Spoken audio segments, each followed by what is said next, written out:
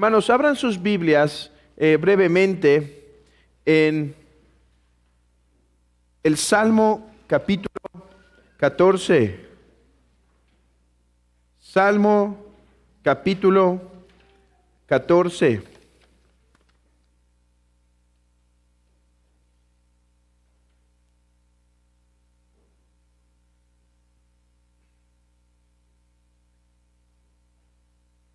Dice el texto en el versículo 1, dice el necio en su corazón, no hay Dios. Dice el necio en su corazón, no hay Dios. ¿Quién es el necio? ¿Quién es el necio? El necio aquí es uno que, movido por su corazón pecaminoso, rechaza la realidad de la existencia de Dios, a pesar de la gran evidencia que existe, de tal manera que el ateísmo, ya sea intelectual o práctico, no es sino una mera necedad. Es la condición de un hombre necio, de un hombre que tiene su corazón totalmente contaminado y niega la realidad. Es como cuando el niño, hermanos, se quedó solo no por una hora, sino por 5 minutos en la cocina. Y había esas galletas de chocolate deleitosas. Y entonces llega la mamá y ¿cómo creen que está el niño? La cara manchada de chocolate, la playera. Y le pregunta al niño, ¿quién se comió las galletas? Yo no sé. Ahora, lo peor pasa cuando llega el padre y le dice, oye, tienes que hablar con este niño y ponerle algún castigo porque, mira, se ha comido las galletas que les dije que no las comiera. Y entonces el niño sigue ahí todo manchado. Y el padre dice, no, él no se las comió.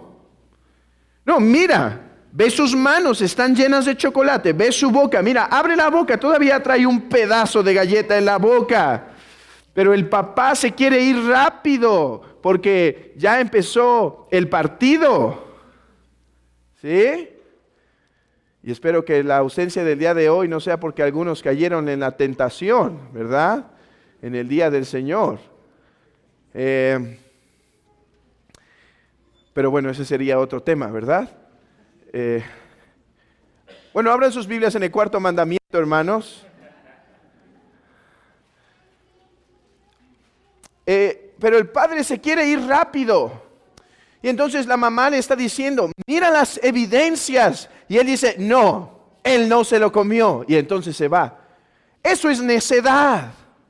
Ver las evidencias, tener la clara muestra, pero determinar en su corazón no obedecer ante esa realidad.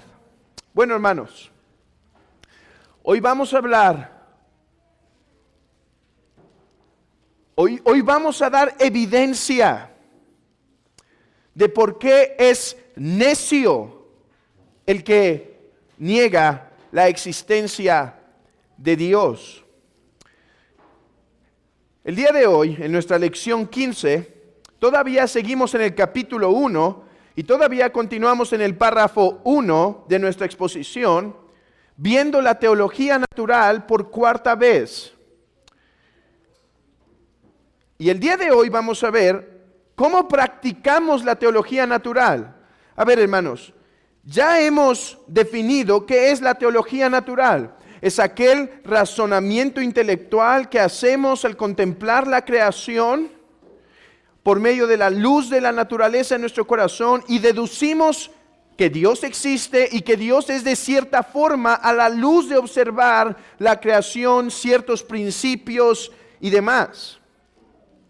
Eso es la teología natural. Ya vimos que la Biblia habla de la teología natural. Hemos visto además que los paganos han hecho teología natural, aunque incompleta y errada, pero que los cristianos pueden tomar de esas verdades y utilizarlas para su propia fe, para su propia fortaleza en la fe y para evangelizar incluso a los paganos. A través de limpiarla por medio de la fe. Aunque la teología natural no es suficiente, ¿sí? No es suficiente para salvación. Ya hemos visto todo eso. Hoy quiero demostrarles con algunos ejemplos sencillos cómo luce la teología natural ya en práctica. Porque ahorita podemos decir, hemos visto la pura teoría, que la teología natural existe, que es bíblica, vimos un recuento histórico de la teología natural. Hoy vamos a mostrar pruebas de la existencia de Dios. ¿Por qué es bueno conocer las pruebas de la existencia de Dios para una comunidad como esta que cree en la existencia de Dios? Bueno, en primer lugar, hermanos, porque esto nos llevará y debe empujar a adorar más a Dios. En segundo lugar, porque será una herramienta para evangelizar. En tercer lugar, puede ser una herramienta en los días de lucha espiritual, cuando estamos siendo atormentados con pensamientos en contra de la misma existencia de Dios. En cuarto lugar, porque así podemos beneficiar y fortalecer nuestra teología en general. Así que comencemos entonces con las pruebas de la existencia de Dios por la gran utilidad que ésta trae a la iglesia local. Pero antes de verlas, déjenme explicar simplemente por qué he llamado pruebas de la existencia de Dios y no mera probabilidad de la existencia de Dios. Y es que hay algunos hermanos que creen que la teología natural es útil, que podemos deducir y a través de ciertos razonamientos concluir que hay un Dios, pero solo podemos presentarlo como, miren, es muy probable que sí exista. De hecho, dentro de la apologética, de la defensa de la fe en contra del ateísmo, hay una teoría que se llama la teoría de la brecha, en donde se dice, a ver, ¿existe esto? ¿Existe la creación? ¿Cuál es la razón para la creación? Bueno, una de las posibilidades es que haya sido Dios. No es lo que hoy vengo a argumentar. Hoy vengo, hermanos, con algo más agresivo, si se quiere ver así. Hoy vengo a mostrar que a la luz de la razón y la luz de la naturaleza en la creación y providencia, podemos decir, por medio de pruebas, con certeza que Dios es, que Dios existe. No permitamos que estas pruebas parezcan como meras hipótesis. Hermanos, quiero presentarles algunas pruebas en donde uno puede decir que negarlo es como negar verdades matemáticas. Como que 2 más 2 es 4. Siempre, en todo lugar, en todo momento. A ver, esta ecuación de 2 más 2 igual a 4 es una verdad profunda, niños, aunque no parezca. Los que ya pasaron mate de 2 más 2 igual a 4.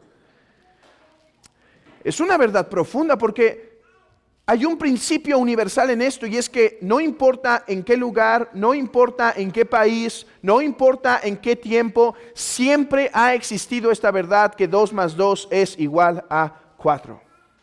Bueno, y esa es una verdad absoluta. Es una verdad absoluta. Bueno, hermanos, hoy quisiera proponerles algunas pruebas de la existencia de Dios, que negarlas es como negar que 2 más 2 es igual a 4. Por eso las llamo pruebas y no meras probabilidades. Son pruebas de la existencia de Dios. Francis Turretin, un escolástico protestante, pregunta: ¿puede ser la existencia de Dios irrefutablemente demostrada en contra de los ateos? Escuchen esto. ¿Puede la existencia de Dios ser irrefutablemente demostrada en contra de los ateos? Hoy muchos, incluso cristianos, dirían: no. Se puede dar una probabilidad. Se le puede decir: mira, de las mejores opciones es Dios la que tengo. De quién creó el mundo es Dios la más probable. No, me gusta el tono de Francis Turretin. ¿Podemos demostrar irrefutablemente que Dios existe? Él contesta: nosotros lo afirmamos. Nosotros decimos que sí. Y él continúa diciendo: la existencia de Dios puede demostrarse con argumentos irrefutables, no solo a partir de las Escrituras, sino a partir de la propia naturaleza. A ver, ¿podemos demostrar la existencia de Dios desde las Escrituras? De hecho, ¿cuál es el texto más claro que nos muestra pruebas de la existencia de Dios? La Biblia. Porque toda da por presupuesto que Dios existe. No hay ningún texto en la Biblia que nos tenga que decir: mira, Dios existe por esto y por este argumento y por esto. No, la Biblia comienza diciendo: en el principio creó Dios. Pero Turretin comenta: pero podemos argumentar desde la naturaleza pruebas tan contundentes e irrefutables que el que las quiera negar debe ser señalado como un necio. Necio es su nombre. Como dice el Salmo 14. Hoy los ateos se la quieren dar de muy intelectuales. ¿Sí? Ya sea el ateo que apenas escuchó, está en la secundaria y escuchó un argumento y ya se cree mucho por un argumento, o aquellos que están en el mundo científico, ¿sí? Como Stephen Hawking y todos ellos. Pero hermanos, la Biblia los declara como necios.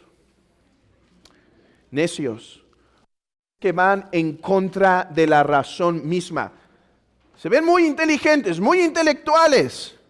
Su nombre o el adjetivo que les pertenece es necio. Ok, comencemos. Habiendo explicado por qué las llamo pruebas y no meras probabilidades, déjenme comenzar con 4 pruebas. Y quiero confesar que fue bastante difícil preparar este material. No porque no haya mucho material, hermanos. Hay mucho material, muchos libros, muchos argumentos. De hecho, hay un autor que lista, si no me equivoco, cerca de 18 a 25 argumentos fuertes sobre la existencia de Dios a la luz de la pura naturaleza. Pero yo he elegido 4. Y no solo fue difícil por elegir de todos estos unos pocos, sino también fue difícil, hermanos, porque hay algunos argumentos que poseen cierta dificultad.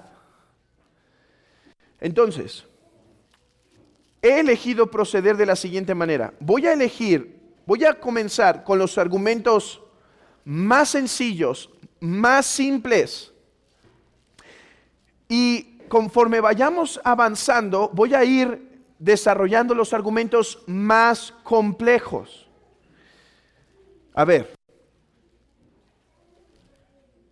solo es una breve introducción en esto. Si alguien quiere profundizar más, le puedo recomendar unos libros al final o les puedo invitar a que vengan en abril al curso que vamos a dar sobre la doctrina de Dios en el seminario y donde vamos a abundar con más detalle y sofisticación en el tema de las pruebas de la existencia de Dios. Por el momento es solo una introducción, ¿sí?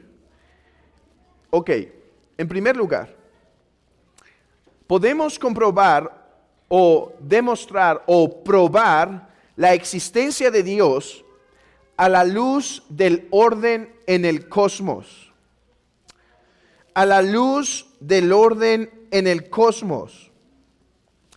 En el mundo vemos orden y belleza. Ahora, en ocasiones vemos que el mar deja su lugar y se introduce más allá de los límites que una vez fueron establecidos.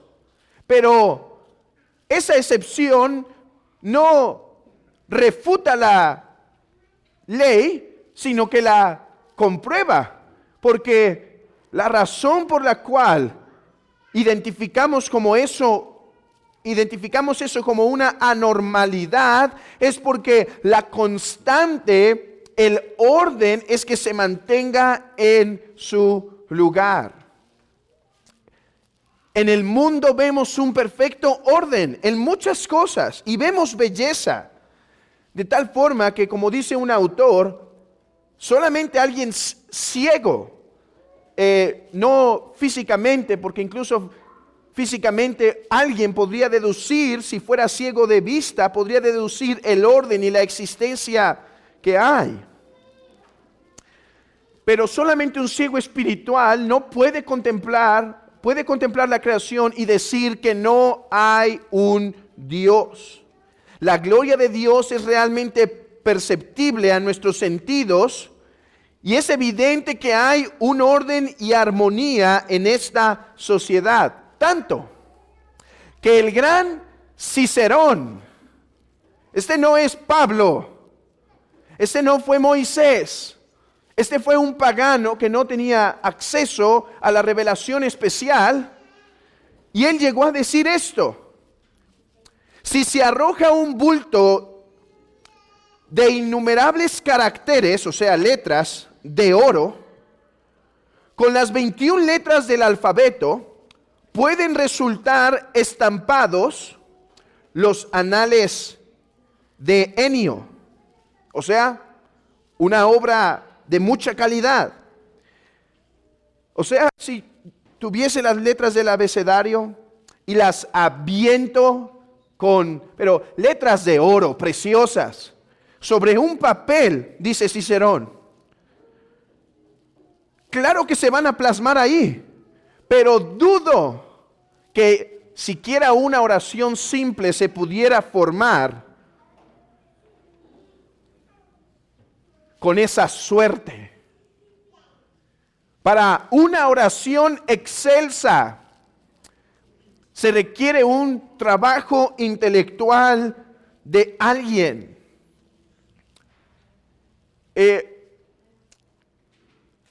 Cicerón, un pagano,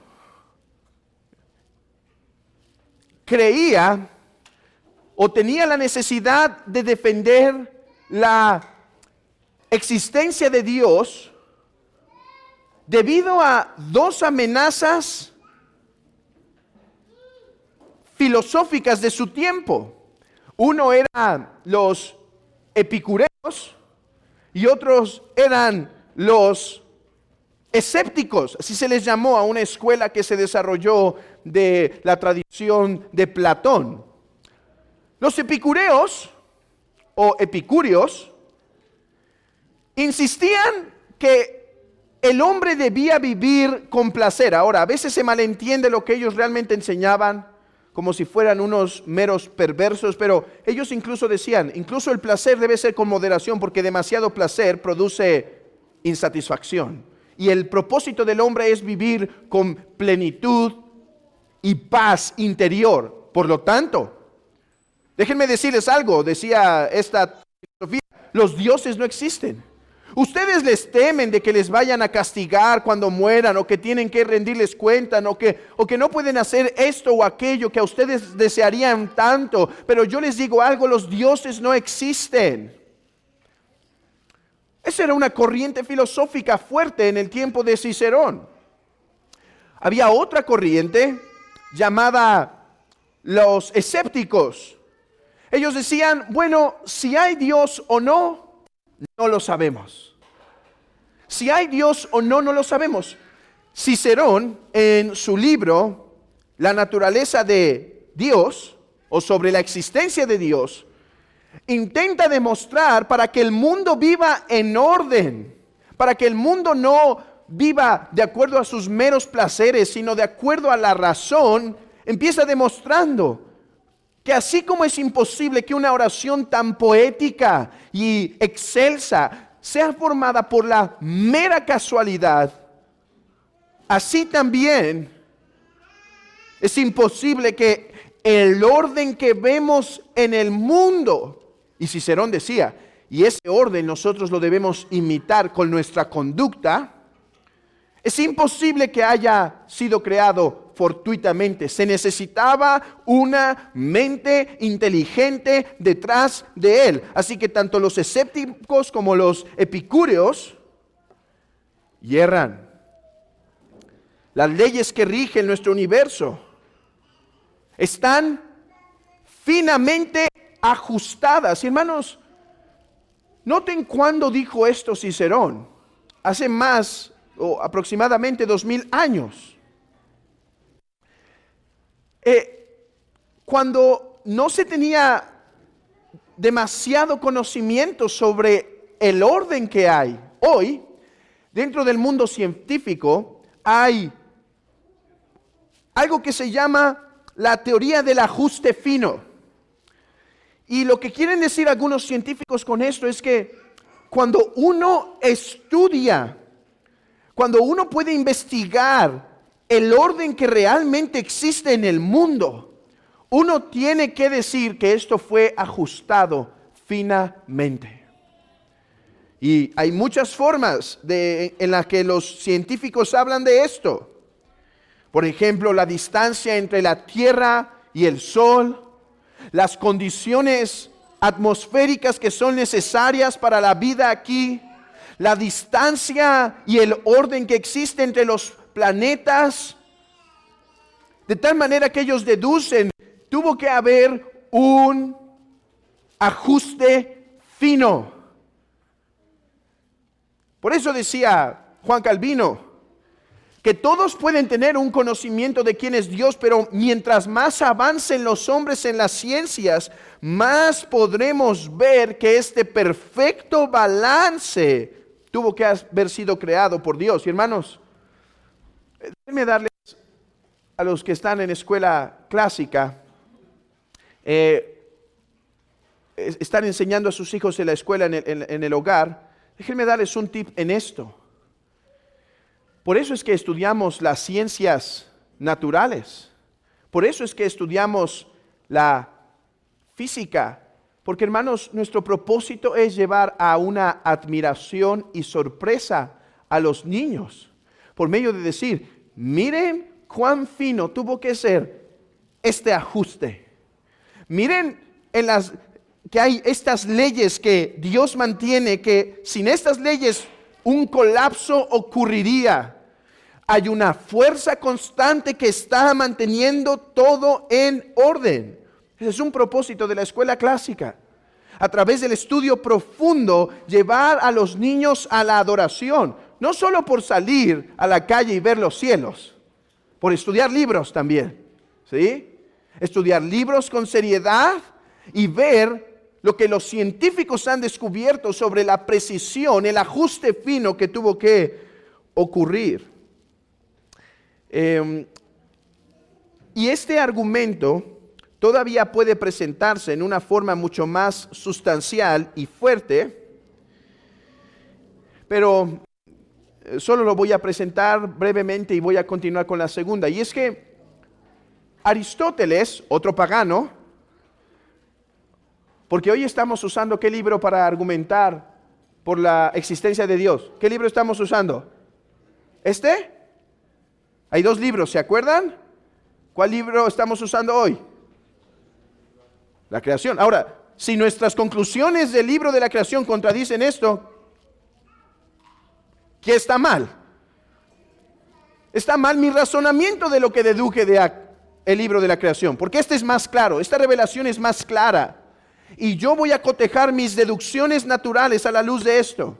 Pero ahorita estamos usando el libro de la naturaleza, y así como cuando voy a preparar un sermón, hermanos, me agarro de buenos comentaristas, ¿sí? Como Juan Calvino, John Gill, John Owen, y los uso para ver qué quiere decir el texto. Ahora estamos también agarrando varios comentaristas del libro natural, del libro de la naturaleza, y estamos diciendo, a ver, ven acá, tú me sirves.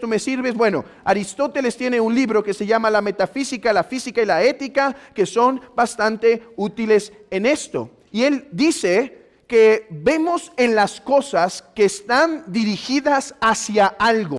Esto en el griego se llama que están hacia un telos, hacia un fin.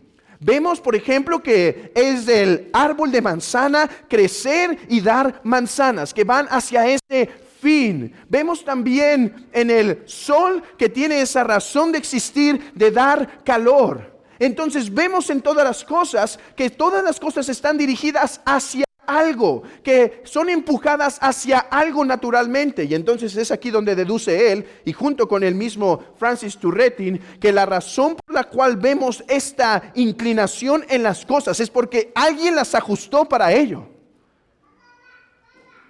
Alguien hizo que la roca sea rocosa. Alguien hizo que ese árbol que está inclinado a dar manzanas y que no va a dar peras por más que lo baties, literalmente darle batazos, va a dar siempre manzanas. Dice Aristóteles, bueno, este fin que vemos en la naturaleza fue puesto por alguien. Porque tenían los antiguos un dicho, hermanos, que hoy necesitamos repetirlo a todas costas. Ellos decían esto: la naturaleza no hizo nada sin razón. Y ahí es donde incluso Aristóteles va a hacer una de las obras más importantes en cuanto a la ética y la moral en la sociedad. Que hoy los hombres se han olvidado de eso. Dice Aristóteles que la naturaleza no hizo nada fortuitamente. El hombre está constituido de esta forma y la mujer está constituida de esta forma, porque la naturaleza no hizo nada fortuito. Tienen un fin. ¿Sabe cuál va a decir que es el fin principal de Aristóteles del hombre? Llegar a la contemplación del Creador. O bueno, él no va a hablarlo del Creador. Llegar a la contemplación del primer mover que satisface el alma del hombre, semejante a lo que concluye Platón. ¿Quién puso ese telos en el hombre, ese telos en las cosas? Bueno, tiene que ser un ser inteligente, perfecto, bueno, que no puede ser ningún otro, sino el Dios verdadero de las Escrituras. Ok. Eso es lo que me temía con el tiempo. Déjenme avanzar en el otro y voy a ser muy breve en este porque creo que no lo ignoran del todo, hermanos. Y es un argumento que habla sobre la contemplación del hombre. Cuando vemos en el hombre la constante en inclinarse a dioses, esto nos tiene que afirmar que realmente hay un Dios que nos creó para sí, porque de otra manera, ¿cómo es que hay esa inclinación natural? Nuevamente usemos a Cicerón en esto, porque fue una de las pruebas que él utilizó para demostrar la existencia de Dios. Dice, no hay nación tan obstinada y salvaje, o sea, pagana, que aunque pueda ignorar que Dios, que pueda ignorar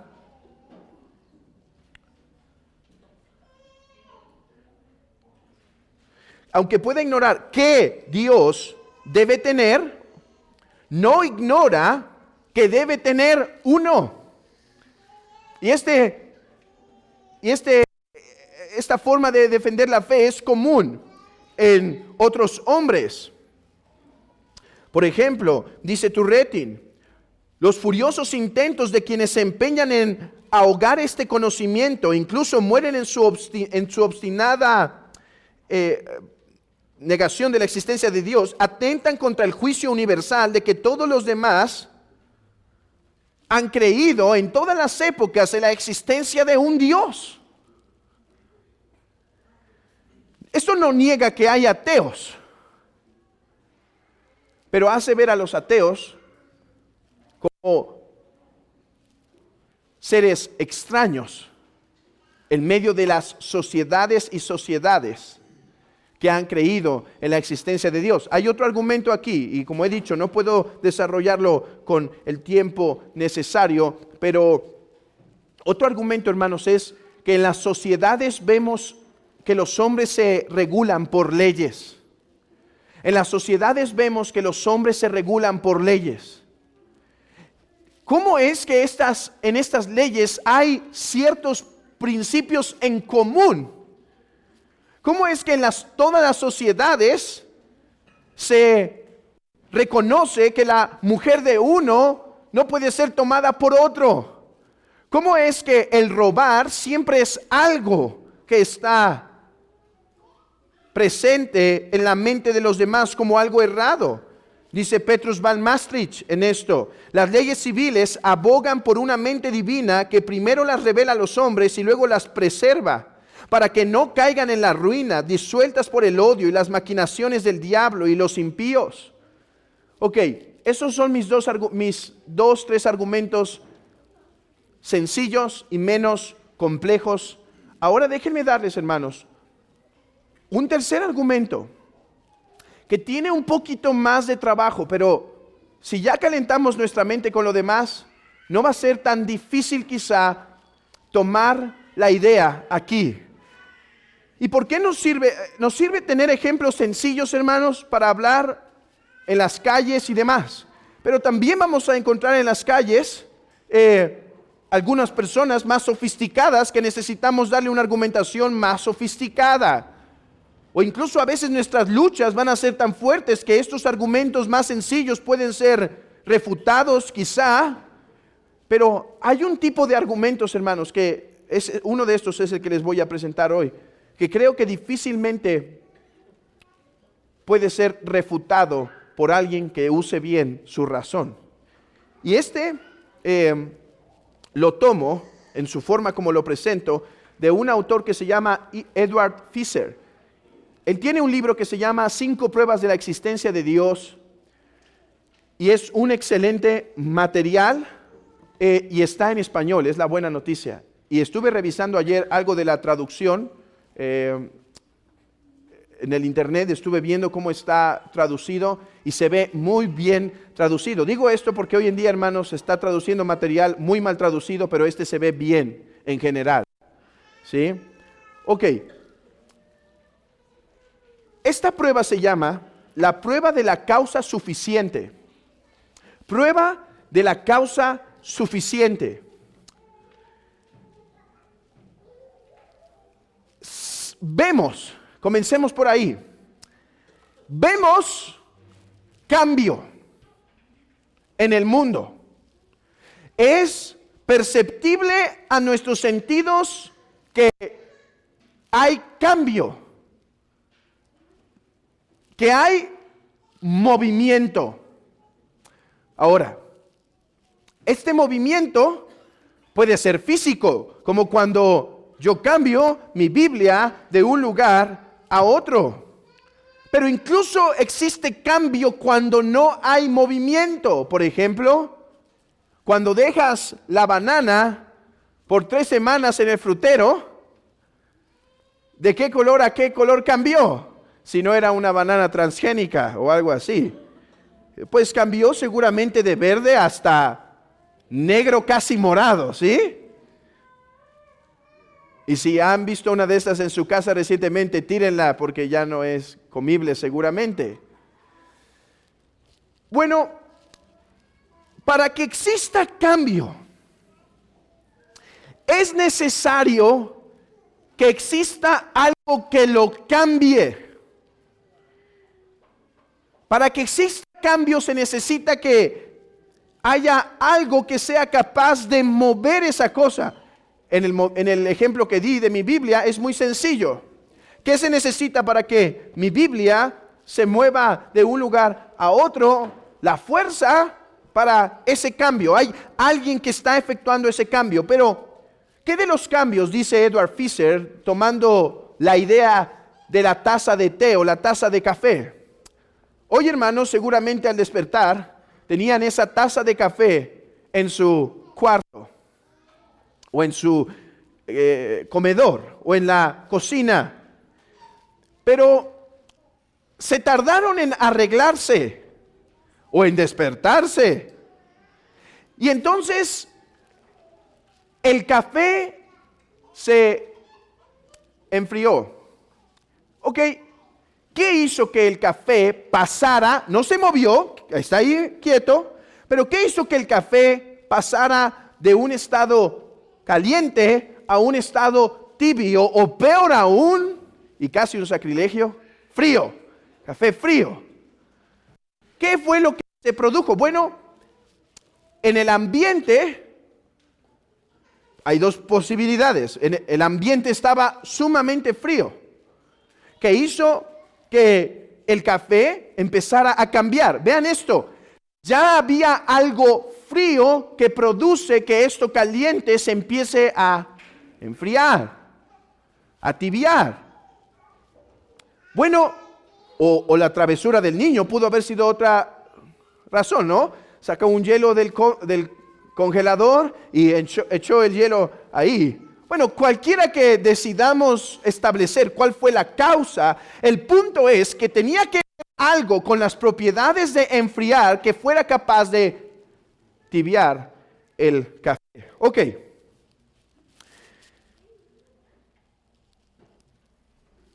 Cuando analizamos ¿qué movió la Biblia? Mi brazo. ¿Y qué movió mi brazo? Bueno, hubo ciertos trabajos en el cerebro, ciertas señales que se dieron a los músculos y demás. Bueno, ¿y qué produjo eso? Hermanos, podríamos ir en una cadena que dice Petrus Van Maastricht y dice Francis Turretin, y podríamos llegar hasta el infinito. El problema es, dice, que de la nada, nada sale. Escuchen lo que dice Turretin a la luz de esto, que si todo tiene una causa, cuando buscamos la causa final de todas las cosas, llegamos a un momento en donde tiene que haber uno que cause todo, que no puede ser causado, sino que es la causa de todas las cosas. Dice Turretin, si es cierto e indudable que de la nada nada sale y que nada puede ser causa de sí mismo, ¿sí? Nada puede ser causa de sí mismo. También es cierto que debemos admitir algún ser primero y no producido, del que todas las cosas proceden, pero que él mismo no es de nadie. Ese es un buen argumento. Ahora, lo pueden presentar, pero la forma en la que lo presenta Aristóteles, la forma en la que lo presenta incluso este teólogo filósofo llamado Tomás de Aquino, y la forma en la que lo presenta Edward Fisher es más allá. ¿A qué va él? Él dice, alguien podría decir absurdamente, bueno, hubo una explosión y todo se creó. Bueno, ¿y qué creó esa explosión? Todavía podríamos ir ahí, pero él dice, ok, voy a darte por seguro, voy a darte como tu punto, que el mundo no tuvo un principio. Todavía tiene que existir una causa suficiente, que es causa de todas las cosas, que él mismo no posee una causa. ¿Cómo? De hecho, hermanos, Aristóteles, que es el fundador o el que o el primero o más sofisticadamente desarrolló este punto, Aristóteles creía en un mundo eterno, ¿saben? Él no creía que el mundo tuvo un principio. Así que hay dos formas de presentar este argumento. Lineal, como lo hemos hecho, buscando la causa que dio principio a todas las cosas y es válido, pero podemos ir todavía más atrás y digamos, ok, digamos por causa del argumento que el mundo no tuvo un principio. Yo creo que tuvo un principio. Y es ilógico pensar que no. Y creo que la Biblia es clara en esto y la luz de la naturaleza nos puede llevar a concluir que el mundo tuvo un principio. Pero por causa del argumento te doy que el mundo no tuvo un principio. Perdón, sí, no tuvo un principio. Es eterno. Aún así, se requiere una causa suficiente que es causa de todas las cosas, pero que no se causa a sí mismo. ¿Y a qué va él? Escuchen esto, hermanos. Y aquí es donde se puede poner complejo, pero ténganme paciencia, intenten seguirme y ya mero vamos a acabar. Él dice, bueno, hoy tenemos la taza de café. ¿Qué mantiene que el agua, que está compuesto de H2O, se mantenga como agua? ¿Qué es lo que produce que el agua sea agua? ¿Qué es lo que lo mantiene? Alguien va a decir, bueno, la fuerza entre esos átomos que producen la unión.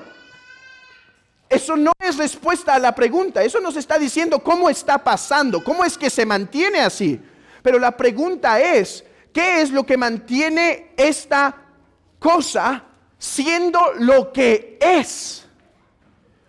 Que si nada puede ser causa de sí mismo, si nada puede ser razón suficiente para su existencia, no lineal, no de que, sí, yo tengo padres, no, yo no soy, no está en mí los atributos necesarios para ser causa suficiente de mi existencia. Tiene que haber algo fuera que mantenga las cosas siendo lo que son. ¿Por qué? Porque en el mundo vemos cambio, hermanos. En el mundo vemos cambio y nada cambia que no sea movido o cambiado por algo que se mantenga. Bueno, yo existo. El agua existe. Pero ¿qué es lo que mantiene esos elementos suficiente? ¿Qué es lo que les da razón para ser lo que son y permanecer en el estado que son? Eso es lo que Edward Fisher llama la causa jerárquica. La causa jerárquica. Y él pone este ejemplo, y déjenme darlos, y con esto cierro mi punto. Si tengo una taza de café sobre mi escritorio, y yo pregunto, ¿qué mantiene la taza de café aquí? Yo podría, o el café, digamos, el café ahí. Bueno, la taza. ¿Y qué sostiene la taza? Bueno, el platito de abajo, si te lo llevaron con platito. O la servilleta. Bueno, ¿y qué sostiene eso? La mesa. ¿Y qué sostiene la mesa? El piso. ¿Y qué sostiene el piso? La tierra. E intentamos dar argumentos. Bueno, ¿y qué? El punto es, si nada que se mueve, escuchen esto, hermanos, si nada que se mueve, si nada que cambia puede ser razón suficiente de sí mismo para argumentar su existencia, ¿qué mantiene las cosas que son? El agua puede tener movimiento no físico, puede tener cambio el agua. Bueno, todo lo que tiene cambio no puede ser causa de sí mismo, sino que es por otro mantenida en existencia. Ok, hermanos, Dios es la causa, se le llama suficiente, porque Él, al ser inmutable e impasible, no cambia como todas las otras cosas, sino que es. Y por lo tanto, el hombre y toda la creación proviene de un creador.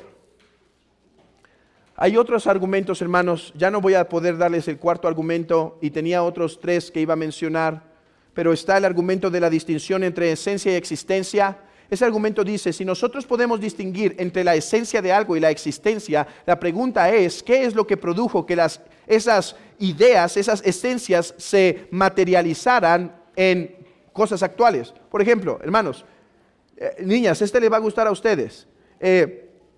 Imaginen que no conocen qué es un león y qué es un unicornio. ¿Sí? Entonces yo llego y les digo, bueno, el león es así, así, así, así. Y el unicornio es así, así, así, así.